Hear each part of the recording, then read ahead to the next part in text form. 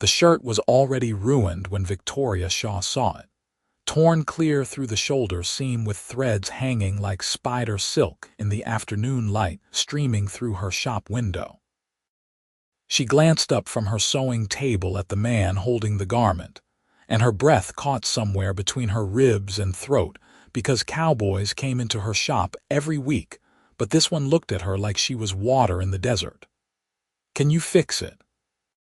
His voice was rougher than the fabric bunched in his weathered hands, and Victoria noticed how his fingers gripped the shirt too tight, knuckles pale against sun-darkened skin. She stood from her chair, smoothing her apron out of habit more than necessity. "Let me see." When he handed it over, their fingers brushed, just barely, and she felt the calluses earned from rope and leather and long days under the Kansas sun. The year was 1876, and Ellsworth had been her home for 3 years now, ever since she'd stepped off the train with her mother's sewing machine and enough determination to start a business that would keep her fed and housed without answering to anyone. Victoria examined the tier with practiced eyes. The seam had split clean, probably from reaching too far or lifting something heavy. Easy enough to repair, though the fabric was worn thin in places from washing and wearing. "I can have it ready tomorrow afternoon." Tomorrow.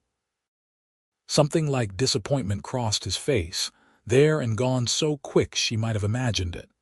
He was tall, maybe 24 or 25, with dark hair that needed cutting and eyes the color of creek water after rain.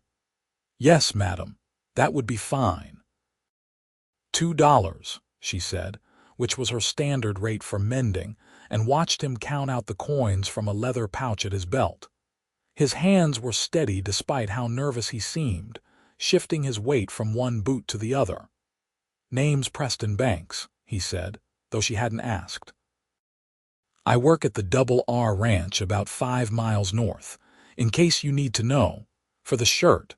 Victoria nodded, writing his name in her ledger with careful script. "Victoria Shaw, but I suppose you can read the sign." She gestured toward the painted letters on her window, "Shaw's Dress and Tailor Shop." "Tomorrow afternoon, Mr. Banks." He touched the brim of his hat, a gesture so automatic it seemed unconscious, and backed toward the door like he wanted to say something else but couldn't find the words. The little bell above the frame chimed as he left, and Victoria watched through the window as he walked down the dusty street toward the saloon, his gait loose and easy despite the nervous energy that had filled her shop moments before. She laid the shirt out on her work table and threaded her needle with careful precision. The tier really was simple, the kind of repair she could do in her sleep after years of practice. Her mother had taught her to sew when she was 6 years old, back in Ohio before the fever took her, and Victoria had turned that skill into survival. She had steady hands and a good eye, and in a town like Ellsworth where ranch hands and cattle drovers tore through shirts and trousers like they were made of paper, there was always work. The next afternoon came hot and still, the kind of July heat that made the air shimmer above the street and drove most sensible people into whatever shade they could find. Victoria had finished Preston's shirt that morning, the repair so neat it was nearly invisible, and she'd folded it carefully and set it on the shelf behind her counter alongside 2 other items waiting for pickup. He arrived at 3 o'clock, his boots loud on her wooden floor. "Miss Shaw." "Mr. Banks." She retrieved his shirt and unfolded it to show him the mended seam. "Good as new." He ran his fingers over her stitching, and she felt an odd flutter of pride at the careful attention he paid to her work. "That's real fine needlework. You can hardly tell it was torn." "That's the idea," she said, allowing herself a small smile. "Repairs should be invisible." He paid her and tucked the shirt under his arm, and for a moment they stood there in the quiet shop with dust motes dancing in the sunlight and the sound of wagons rolling past outside. Then he thanked her again and left, and Victoria told herself she wasn't disappointed by how brief the interaction had been. 5 days later, the bell chimed and Preston Banks walked in with another torn shirt. This one had a rip along the side seam, like it had caught on something sharp. "I know I was just here," he said, almost apologetic, "but I seem to be having bad luck with my clothes." Victoria took the garment and examined it. The tear was clean, would be easy to fix. "What did you catch this on?" Nails sticking out of a fence post. "I should have been paying better attention." He shifted his weight, and she noticed he'd shaved since his last visit, his jaw clean and smooth. "Could you have it ready by Saturday?" "Friday," she said, and wrote his name in her ledger again. When she looked up, he was watching her with an intensity that made her skin warm. $2, same as before. He paid and left, and Victoria stared at the closed door for a long moment before shaking her head and returning to the dress. She was hemming for the banker's wife. Friday came, and Preston collected his shirt with profuse thanks and gentle compliments about her skill with a needle. He smelled like leather and saddle soap and something else, something clean like pine or sage. Victoria found herself noticing details she had no business noticing. The small scar above his left eyebrow, the way his hair curled slightly at his collar, how his smile reached his eyes and made small lines crinkle at the corners. "You take care of your clothes better now," she told him as he prepared to leave, trying to sound stern and probably failing. "Or you'll run through your entire wardrobe by August." "Yes, madam," he said, solemn as a schoolboy, but his eyes held laughter. A week later he was back with a shirt that had somehow lost 2 buttons and torn at the cuff. The week after that, another torn seam. Then a ripped pocket. Then a split sleeve that looked suspiciously deliberate, the fabric parted in a straight line that spoke more of knife than accident. Victoria stood behind her counter on a sweltering afternoon in early August, holding Preston's 6th damaged shirt in as many weeks, and raised one eyebrow at the cowboy, trying very hard to look innocent.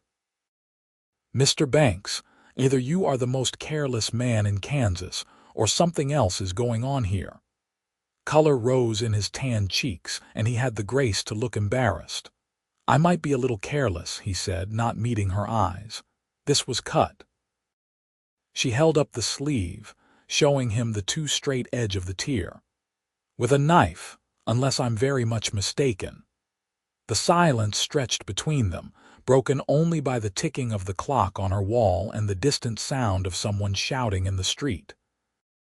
Preston took off his hat and turned it in his hands, studying the brim like it held answers. "I'm not very good at this," he finally said. "At what? Destroying your clothes, at talking to women." He looked up then, meeting her eyes with something raw and honest that made her breath catch. "At talking to you, specifically. I never know what to say, and you're so pretty standing there in the light from your window, and I just thought if I kept coming back, maybe I'd figure out how to say something that didn't sound stupid." Victoria's heart was doing strange things in her chest, beating too fast and too hard. "So you've been deliberately ruining your shirts?" "Yes, madam." He had the decency to look ashamed. "I know it's foolish, wasteful even. But I couldn't think of another reason to keep visiting that wouldn't seem forward or inappropriate." She should be angry. She should scold him for wasting her time and his money and good fabric in an era when nothing was disposable.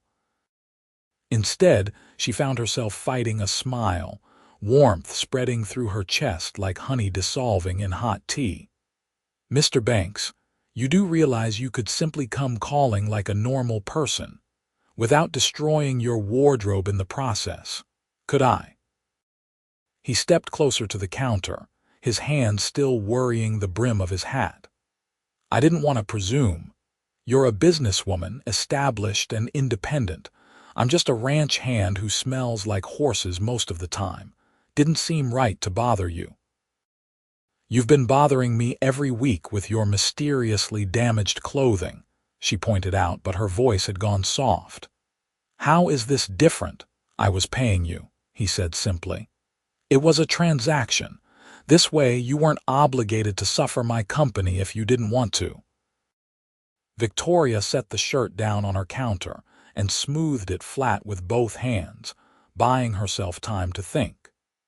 Preston Banks had been coming to her shop for weeks, inventing reasons to see her, and she'd looked forward to every visit with an anticipation she hadn't wanted to examine too closely.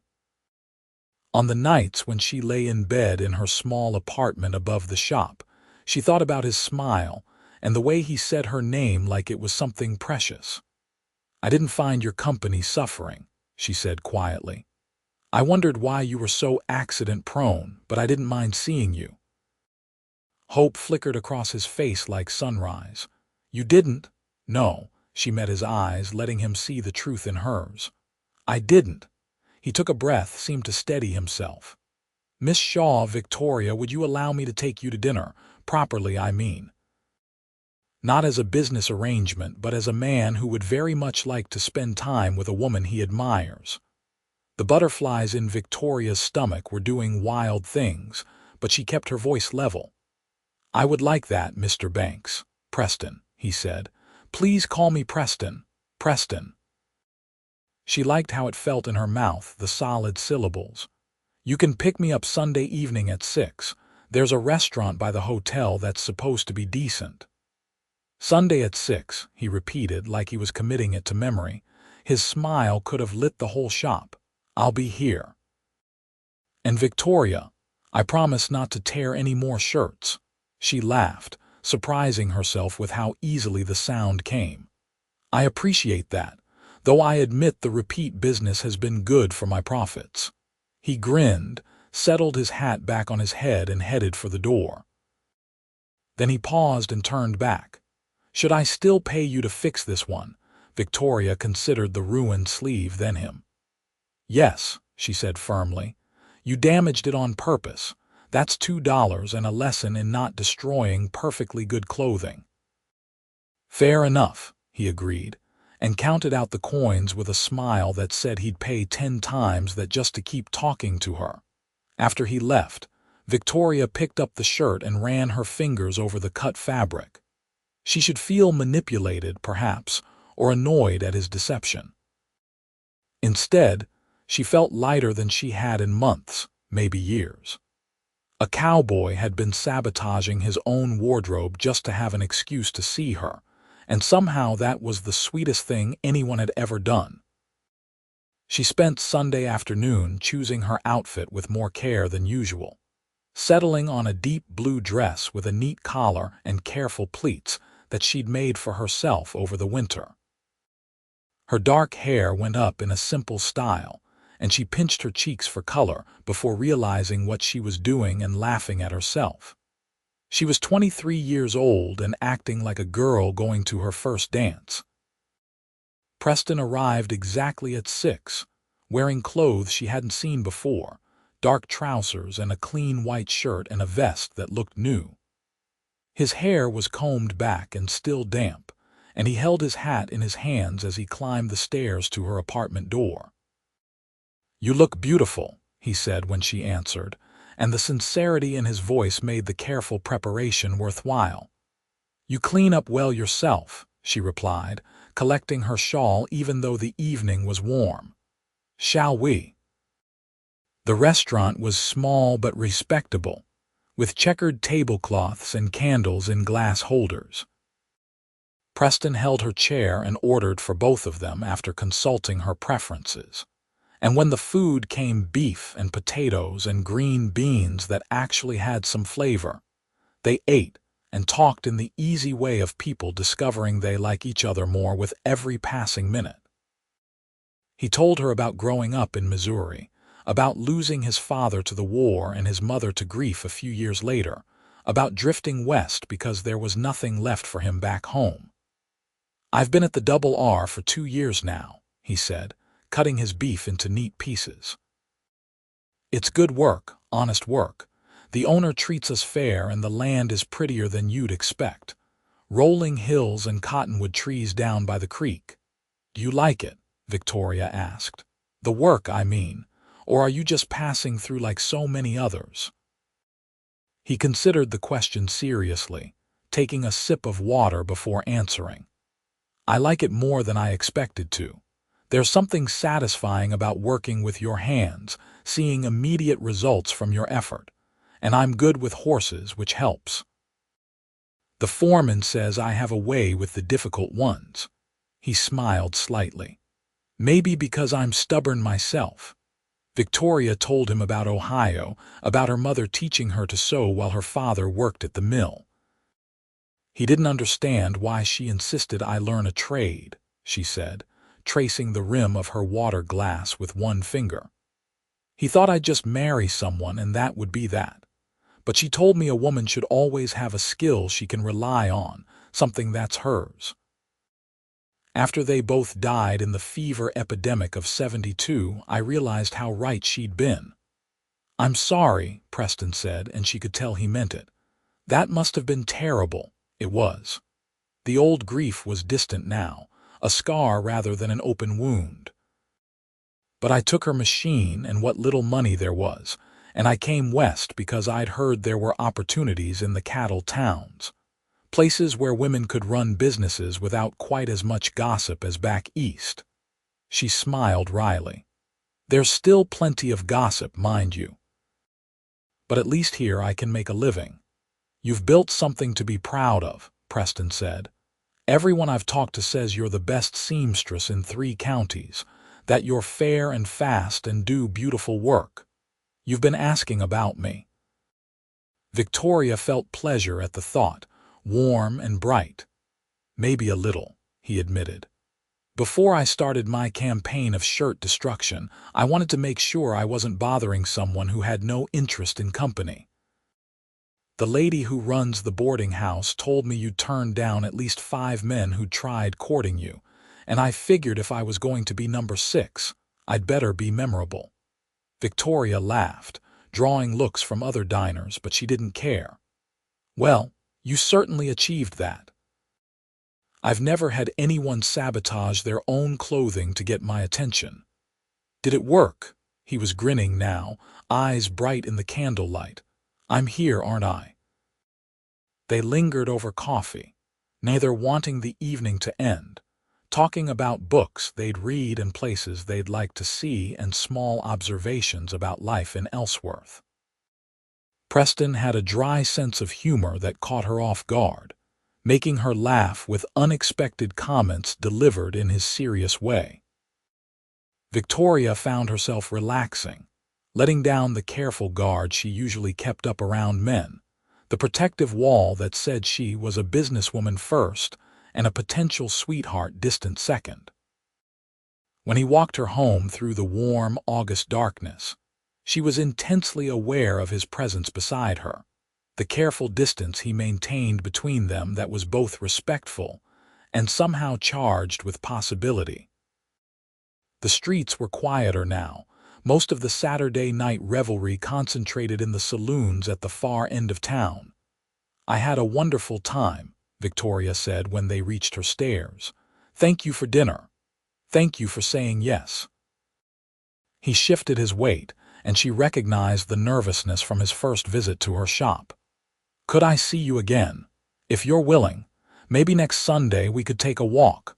There's a spot by the creek that's real pretty in the evening. I'd like that, she said, and meant it more than she'd meant anything in a long time.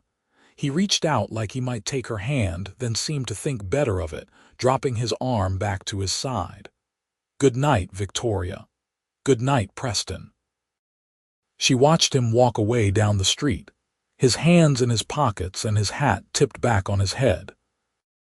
Then she climbed her stairs and got ready for bed in her small apartment, and lay awake for a long time thinking about creek water eyes and careful smiles, and the sweetness of someone caring enough to destroy their own property, just for an excuse to talk to her. The next Sunday, Preston took her walking along the creek just as promised. The spot he'd mentioned was indeed beautiful, with cottonwood trees making dappled shade and water running clear over smooth rocks. They sat on the bank and took off their shoes, dangling their feet in the cool water while they talked about everything and nothing. "Tell me something true," Preston said, watching dragonflies dart across the water's surface. "Something you don't usually tell people." Victoria thought about deflecting, keeping things light and safe. Then she looked at his open face, the genuine interest in his eyes, and found herself saying, "Sometimes I'm lonely. Not all the time, and I love my work and my independence.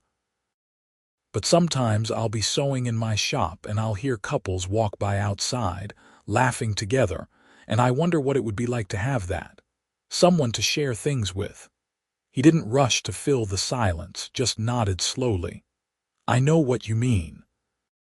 The bunkhouse is full of men, always someone around, but you can be lonely in a crowd, can't you? When everyone's friendly but no one really knows you." "Yes," she said softly. "Exactly that." They sat together as the sun moved lower, painting the sky in shades of orange and pink. Preston told her about a horse he was training, a skittish mare who'd been mistreated by her previous owner. "She's learning to trust again," he said. "It just takes time and patience. Showing up every day, being consistent, proving you're not going to hurt her." Victoria heard the metaphor under his words and appreciated that he didn't spell it out, didn't make it heavy-handed. She reached over and took his hand, lacing their fingers together. His palm was warm and calloused against hers, and he squeezed gently, carefully, like she was something precious. They started courting in earnest after that, within the bounds of propriety but with clear intention. Preston came to town every Sunday, his one day off from the ranch, and they would have dinner or go walking or sometimes just sit in her shop while she worked, and he read aloud from the newspaper, his voice a comfortable backdrop to her sewing. He brought her wildflowers he'd picked along the trail, arriving with fistfuls of prairie blooms that she'd arrange in a jar on her counter. She made him a new shirt as a gift, measuring him with professional detachment that was completely undermined by how aware she was of his shoulders under her hands, the solid warmth of him. August melted into September, and Victoria found herself thinking about Preston at odd moments throughout her days. While she stitched buttonholes, she'd remember something funny he'd said. While she measured fabric, she'd wonder what he was doing out at the ranch. She caught herself smiling for no reason, and the other shopkeepers started giving her knowing looks when Preston rode into town. "That cowboy's besotted with you," Mrs. Fletcher from the general store said one afternoon, stopping by to drop off a bundle of fabric Victoria had ordered. "Heard he punched Tom Grady for saying something crude about you in the saloon." Victoria's hand stilled on the dress she was hemming. "He did what?" "Gave him a black eye, from what I heard. Grady was drunk and running his mouth, saying things no gentleman would repeat. Your Preston told him to apologize or step outside, and Grady chose poorly." Mrs. Fletcher smiled with satisfaction. "It's nice to see a young man with proper respect for a lady's reputation." After Mrs. Fletcher left, Victoria sat with this new information, unsure how she felt about it. She didn't like violence, didn't approve of men settling disagreements with their fists. But the protective impulse behind it, the defense of her name when she wasn't there to defend herself, that touched something deep inside her chest. When Preston came by that evening, she was waiting at the door. "I heard about Tom Grady. He had the grace to look embarrassed, color rising in his cheeks. I suppose you did. Town this size, news travels. You hit him." "Yes." He met her eyes steadily. "He said things about you that were ugly and untrue, and I asked him to take them back. He refused. So I made my point another way." Victoria studied him, this cowboy who'd torn his shirts to talk to her and now bloodied his knuckles defending her honor. "I don't like fighting," she said slowly, but I appreciate that you stood up for me. Thank you." Relief washed over his face. "I wasn't sure if you'd be angry." "I'm not angry." She stepped closer, making a decision. "Come upstairs. I'll make coffee." It was the first time she'd invited him to her apartment, and they both knew it meant something. Preston followed her up the stairs to her small living space. 2 rooms over her shop that she'd made cozy with curtains she'd sewn and cushions she'd embroidered and careful touches that made it home. He looked around with interest while she put the coffee on to boil, taking in her bookshelf and her mother's framed daguerreotype and the quilt on her bed visible through the open door. "It suits you," he said. "It's nice." They sat at her small table with coffee and the molasses cookies she'd bought from the baker, and the conversation flowed as easily as always. But there was a new awareness in the air, an acknowledgement that they were alone together in her private space with the evening stretching ahead and no chaperone to maintain propriety. "Victoria," Preston said, setting down his cup, "I need to tell you something." Her heart jumped, but she kept her voice calm. "All right. I'm falling in love with you." The words came out plain and direct, no poetry or flourish, just truth laid bare. "I know it hasn't been that long, just a couple months, but I think about you all the time.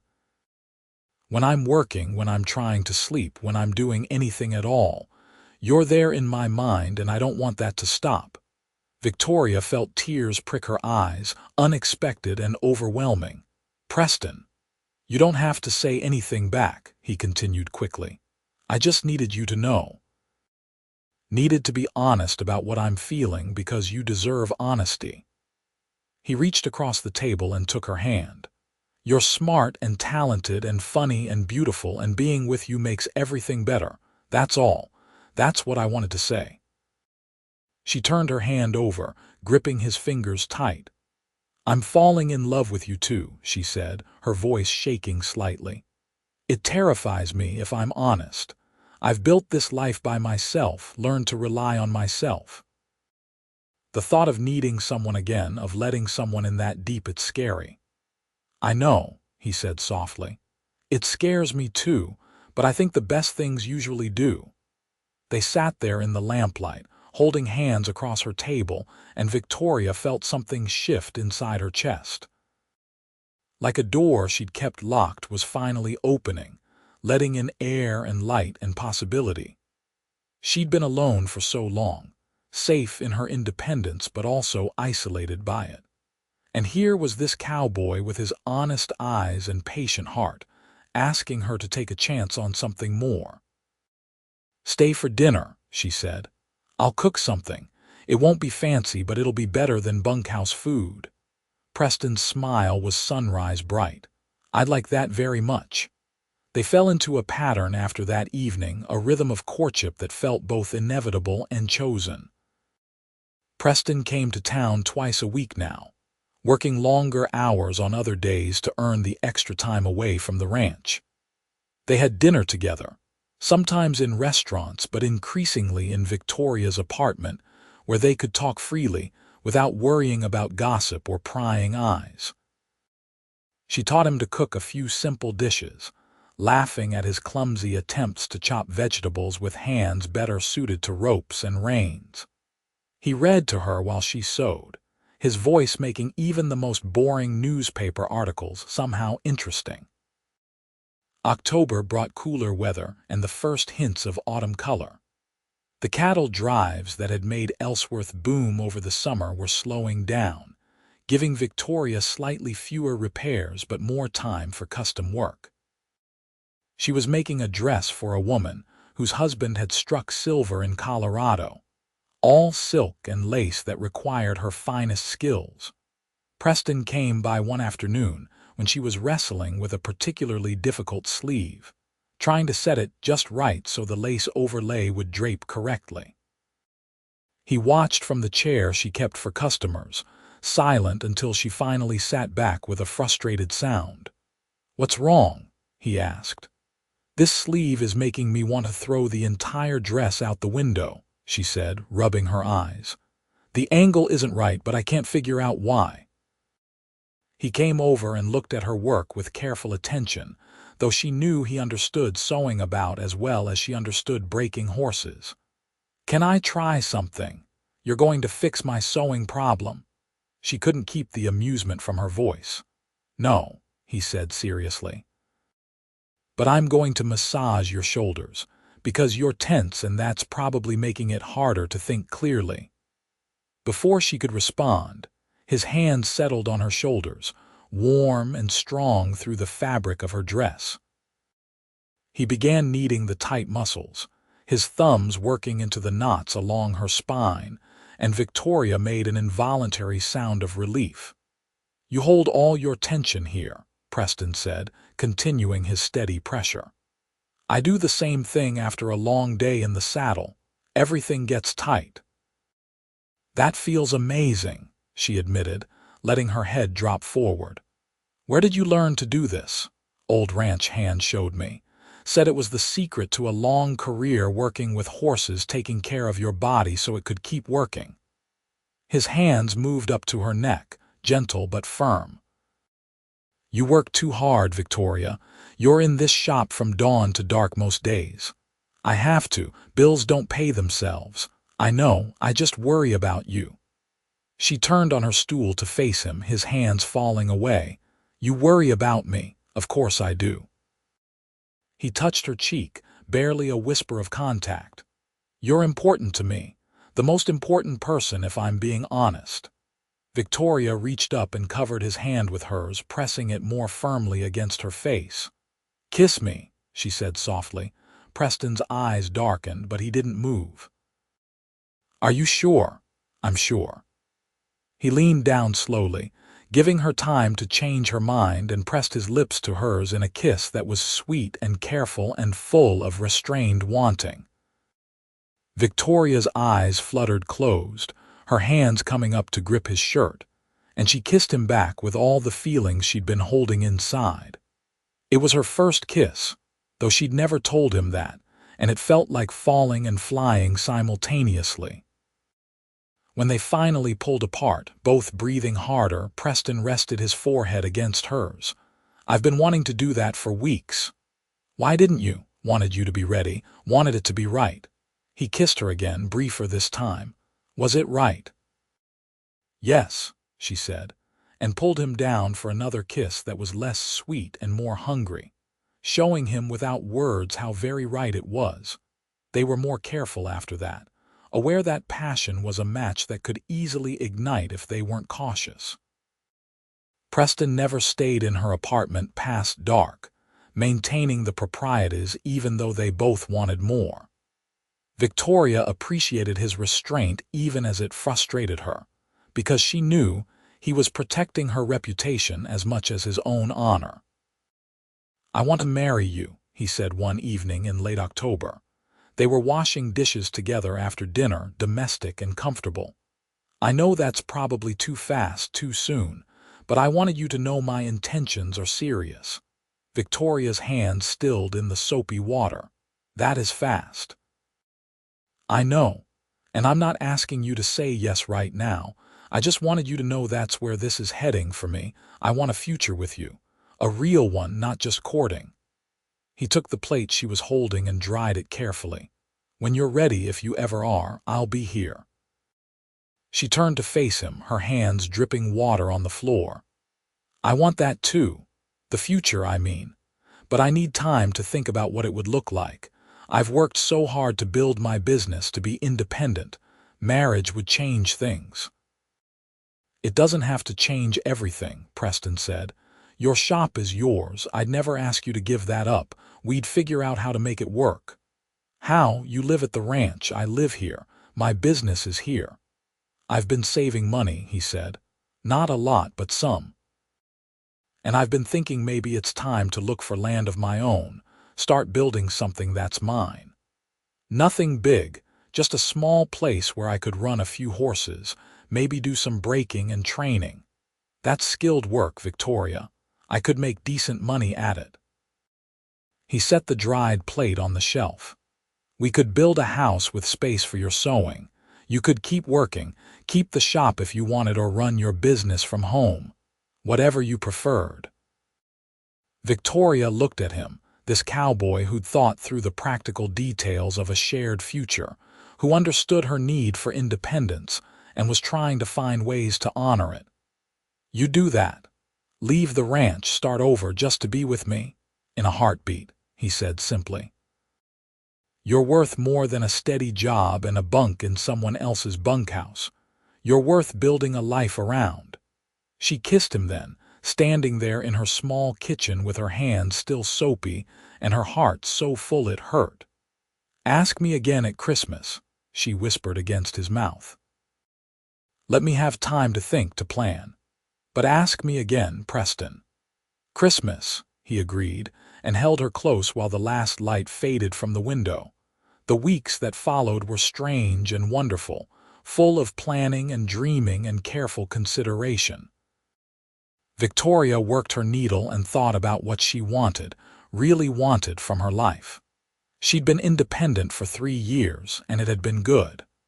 But it had also been lonely, just as she'd told Preston that day by the creek. The thought of sharing her life with someone, of having a partner to build dreams with, that was appealing in ways she hadn't let herself consider before. She talked to other married women in town, asking subtle questions about how they balanced their own needs with their husbands' expectations. Some of the answers discouraged her, tales of giving up too much and losing themselves in the process. But others gave her hope, stories of partnerships that were true partnerships, where both people contributed and both people grew. Preston came to town every chance he got, and they talked endlessly about possibilities. He showed her surveyor's maps of land parcels available for homesteading, pointed out areas close enough to town that she could keep her shop if she wanted, or run her business from home if that was better. He talked to the foreman at the ranch about breaking horses on contract, and came back with news that there was indeed demand for that skill, enough to make a living if he was good at it. I am good at it, he told Victoria with quiet confidence. It's the one thing I'm truly talented at. I can rid a horse, understand what it needs, how to earn its trust, and teach it what it needs to know. That's worth something. It's worth a lot, she agreed, believing him. November came cold and gray, with frost painting the windows in the mornings. Victoria finished the silk dress and started on winter coats, practical garments that required less artistry but brought steady income. Preston worked longer hours as the ranch prepared for winter, but he still carved out time to see her, riding through cold and dark because she was worth it. The week before Christmas, Victoria made her decision. She was sitting in her shop on a Wednesday afternoon, putting the final touches on a coat for the doctor, when she realized she wasn't afraid anymore. The fear that had held her back, fear of losing her independence, fear of being hurt, fear of change, had melted away in the face of something stronger. She loved Preston Banks. She loved his honesty and his patience and the way he made her laugh. She loved how he thought about her needs and tried to honor them, how he'd planned a future that included her dreams alongside his own. She finished the coat and tidied her shop, then went upstairs and opened the small wooden box where she kept her savings.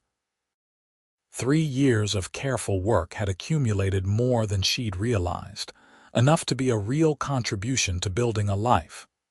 She counted it twice, thinking about horses and lumber and possibilities. When Preston came by that evening, she was ready. He stamped the snow off his boots and pulled off his gloves, his face reddened from the cold. "Getting nasty out there," he said. "I should have worn a thicker coat." "I could make you one," Victoria said. "A wedding present, perhaps." Preston froze in the act of hanging his hat. "What?" "You said to ask you at Christmas, but I'm asking you now, or you're asking me, or however this works." She was nervous now, words tumbling out faster than she intended. "I want to marry you, Preston. I want to build a life together." I want to wake up next to you and go to sleep next to you and share everything in between." He crossed the room in 3 strides and pulled her into his arms, holding her so tight she could barely breathe. "Yes," he said against her hair. "Yes, absolutely yes."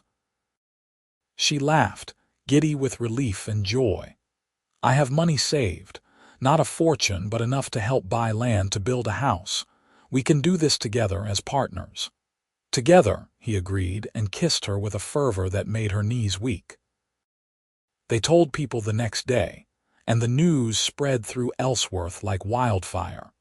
The general consensus seemed to be that it was about time, given how much of his money Preston had spent on shirt repairs earlier in the year.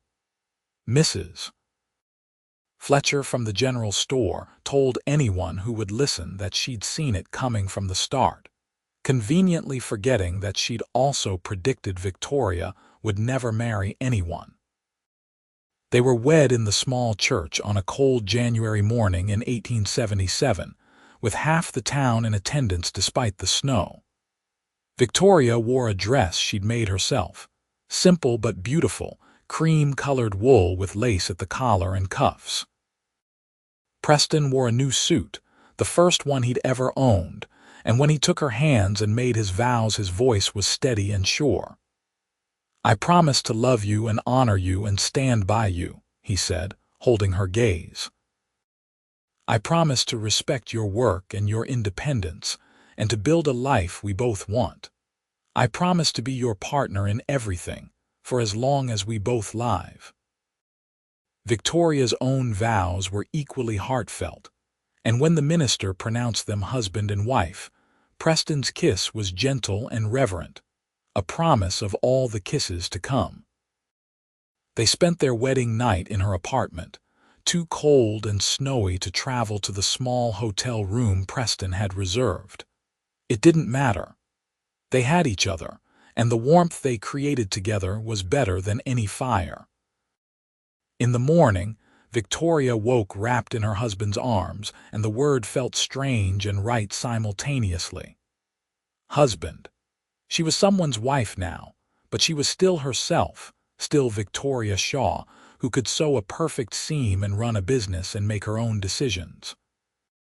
She'd taken his name legally, was Victoria Banks on the marriage certificate, but in her shop she'd remained Shaw, the name her customers knew. They'd discussed it and Preston had agreed immediately. "Your business is yours," he'd said. "The name you work under is your choice." They stayed in town through the worst of the winter, Preston moving into Victoria's small apartment while they made plans and saved money. He continued working at the ranch when weather allowed, and Victoria kept her shop running. In the evenings, they pored over land documents and sketched house plans, dreaming of the future they'd build. "I want a big window in your sewing room," Preston said one night, pencil in hand. "South-facing, so you'll have good light all day. And you'll need a proper stable," Victoria added. "With space for at least 6 horses, room to grow if your business takes off." By March, when the snow began melting and the prairie started showing green, they'd found their land. 20 acres about 3 miles from town, with a creek running through one corner and a stand of cottonwood trees that would provide shade in summer. The price was reasonable, within their combined savings, and the location was perfect, close enough to Ellsworth that Victoria could keep her connections, far enough that they had space and privacy. They bought the land in April and began building in May. Preston did most of the construction himself, with help from some of the ranch hands on their days off. Victoria sewed canvas for a temporary living space and cooked meals for the workers, and slowly, steadily, their house took shape. It was simple but solid. 4 rooms with real floors and glass windows and a porch that wrapped around 2 sides. Victoria's sewing room had the big south-facing window Preston had promised, and Preston's stable had space for 8 horses, not 6, because Victoria had insisted he dream bigger.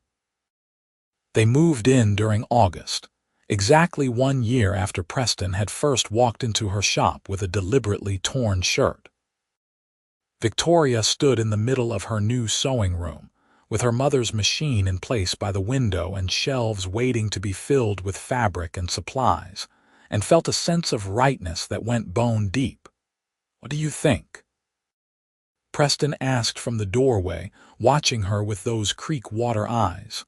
"I think it's perfect," she said honestly. "I think we did something remarkable." He came to her and wrapped his arms around her waist from behind, resting his chin on her shoulder. "We did, didn't we? Built something real together." Victoria kept her shop in town for another year, riding in 3 days a week to take on customers and do fittings. But gradually, as Preston's horse training business grew and brought people to their property, she found herself taking more work at home. Women would come to see Preston about breaking a horse for their son or husband, and they'd end up commissioning a dress from Victoria. Men would come to buy a trained mount and mention their wife needed a good seamstress. Word spread about the couple on the Banks property. The cowboy who could gentle any horse and his wife who could sew anything from simple mending to fancy gowns. By their second anniversary, Victoria had closed the town shop and was running her business entirely from home. She didn't miss it as much as she'd thought she would. The big window let in beautiful light, and she liked being able to walk outside when she needed a break, to stand in the sun and watch Preston work with the horses in the training pen he'd built.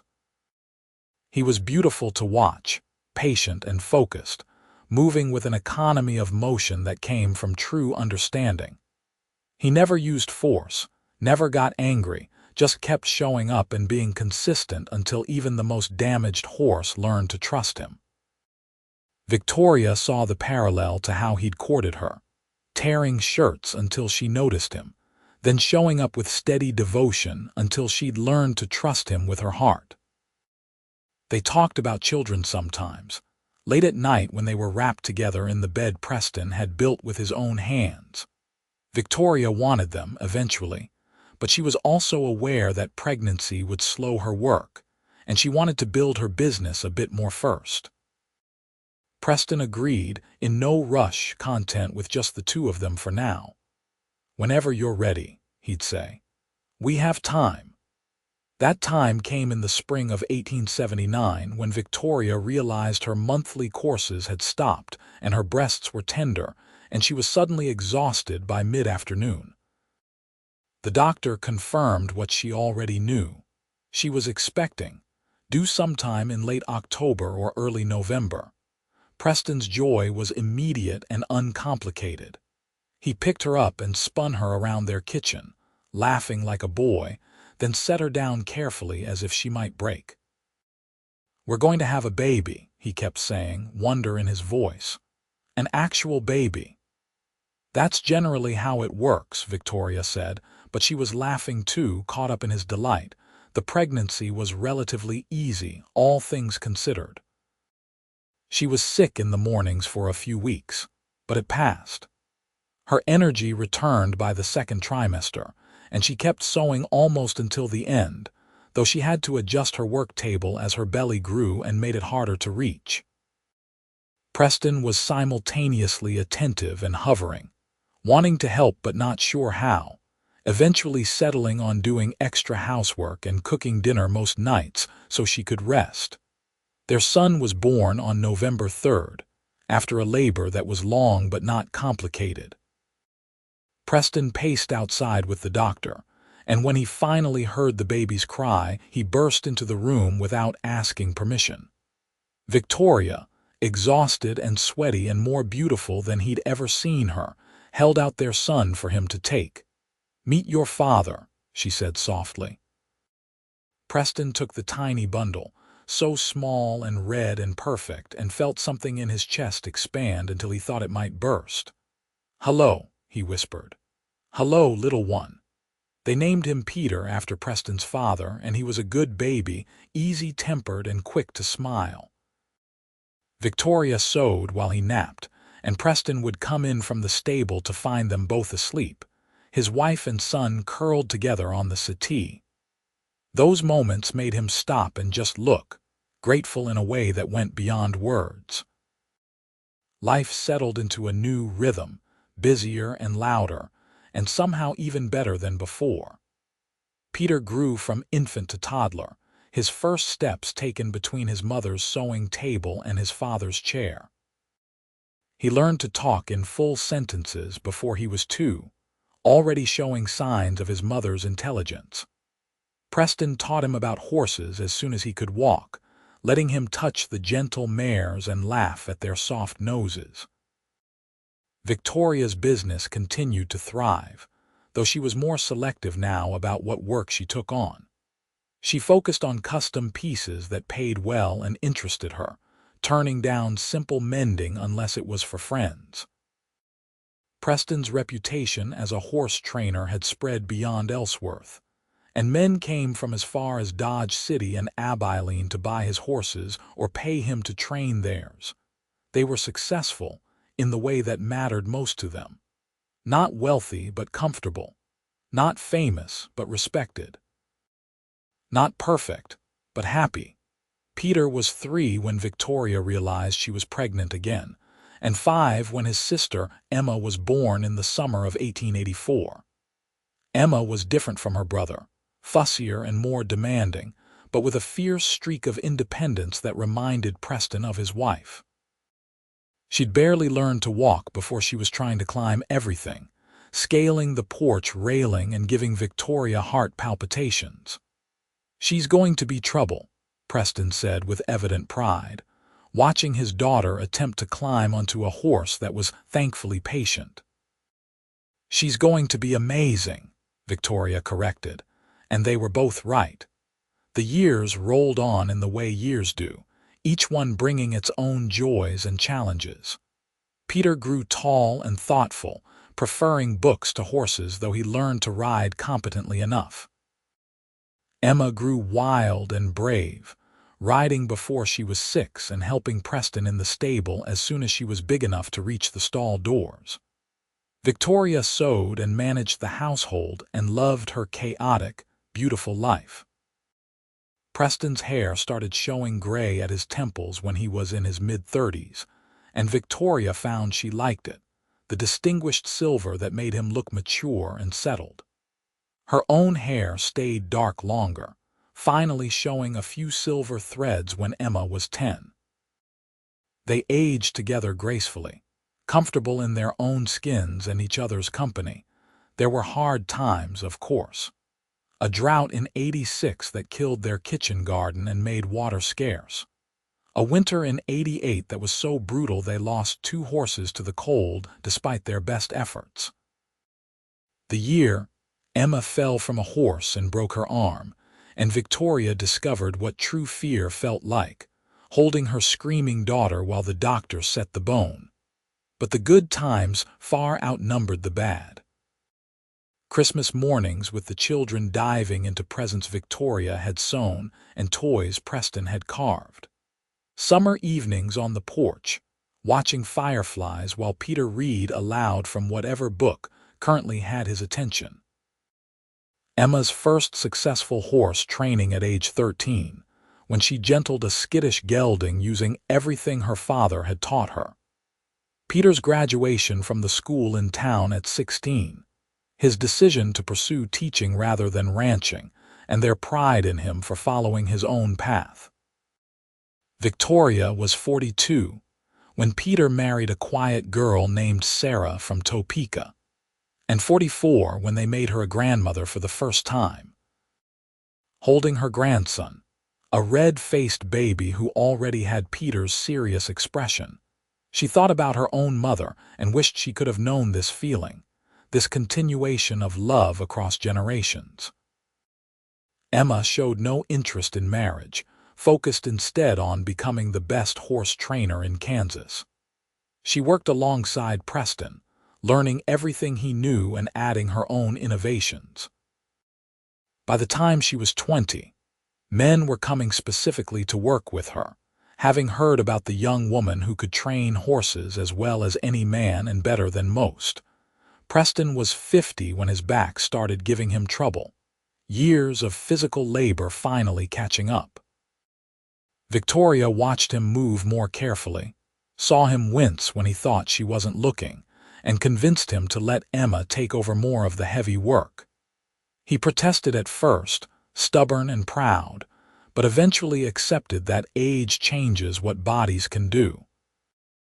"I don't like getting old," he admitted one night, rubbing his lower back. "I don't like you being in pain," Victoria replied, setting aside her sewing to come sit beside him. "But I like that we're getting old together, that we have years of memories and children and a life we built." He pulled her close, kissing her temple. "When you put it that way, it doesn't sound so bad." Victoria was 47 when she finally put away her sewing machine for good, her eyes too tired and her fingers too stiff with early arthritis to do the fine work she'd always prided herself on.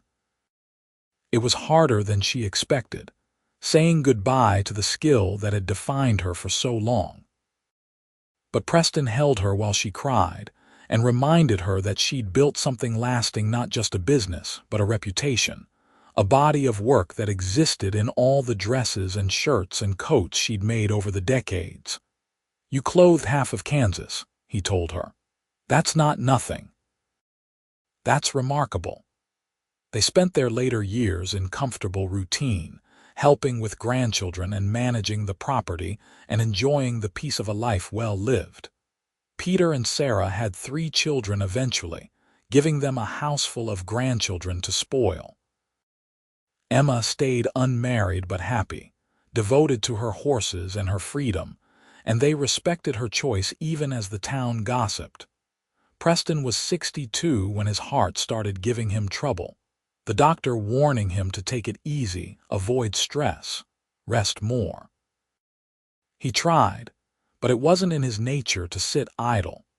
Victoria scolded him when she caught him mending fence or training a difficult horse, and he'd promise to be more careful, then do it again the next week because he couldn't help himself. "You're going to worry me into an early grave," she told him, exasperated and frightened. "Then I guess we'll go together," he said, taking her hand. "The way we've done everything else." They made it to their 40th anniversary in January of 1917, surrounded by children and grandchildren and even a few great-grandchildren. Peter gave a toast about love and commitment and building something that lasts.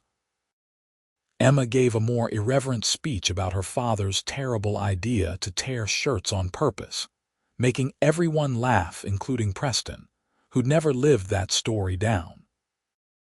Victoria looked around the table at all these people who existed because she'd agreed to fix a torn sleeve 4 decades ago and felt overwhelmed with gratitude.